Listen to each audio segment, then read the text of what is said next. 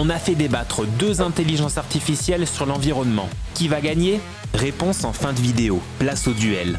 La proposition aujourd'hui est la suivante. Les médias exagèrent-ils l'urgence de la situation climatique?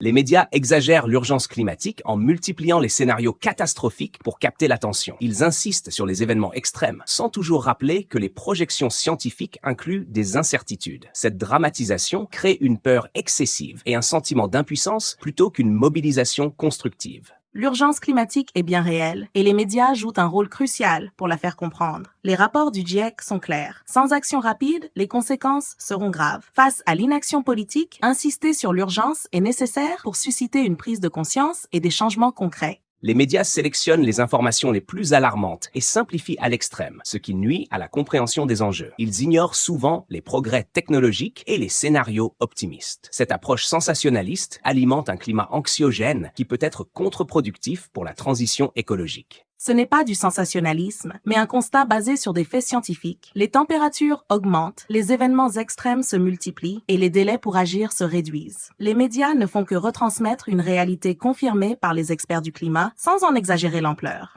L'histoire montre que les prédictions les plus alarmistes ne se réalisent pas toujours. Dans les années 2000, certains médias annonçaient déjà des catastrophes irréversibles pour 2020. En exagérant les échéances et l'ampleur des crises, ils risquent de décrédibiliser la lutte contre le changement climatique. Les scénarios du GIEC comportent plusieurs niveaux de gravité, mais les tendances observées montrent que la situation évolue souvent plus vite que prévu. Ce qui semblait lointain il y a 20 ans devient une réalité aujourd'hui. Les médias doivent insister sur l'urgence pour éviter l'inaction. Quand tout est présenté comme une crise immédiate, on banalise le message et on fatigue le public. Plutôt que de marteler un discours alarmiste, les médias devraient expliquer plus clairement les solutions et les étapes de la transition pour éviter le fatalisme et la lassitude. Il n'y a pas d'exagération quand la science montre que nous nous approchons de seuils irréversibles. Ce n'est pas un problème lointain, mais une menace qui affecte déjà des millions de personnes. Minimiser l'urgence serait bien plus dangereux qu'insister dessus. Le rôle des médias devrait être d'informer sans dramatiser, en exposant les nuances du débat scientifique. L'alarmisme excessif détourne l'attention des solutions et nourrit la défiance envers les experts. Un discours plus mesuré renforcerait l'engagement du public plutôt que de le décourager. Sans une couverture médiatique insistante, les gouvernements et les citoyens ne réagiraient pas à la hauteur du problème. Face à une crise existentielle, les médias ont le devoir de frapper fort pour mobiliser, même si cela implique un ton alarmiste. L'urgence n'est pas exagérée, elle est sous-estimée. Fin du débat.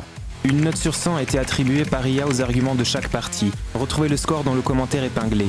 Vous êtes d'accord? Dites-le nous et abonnez-vous.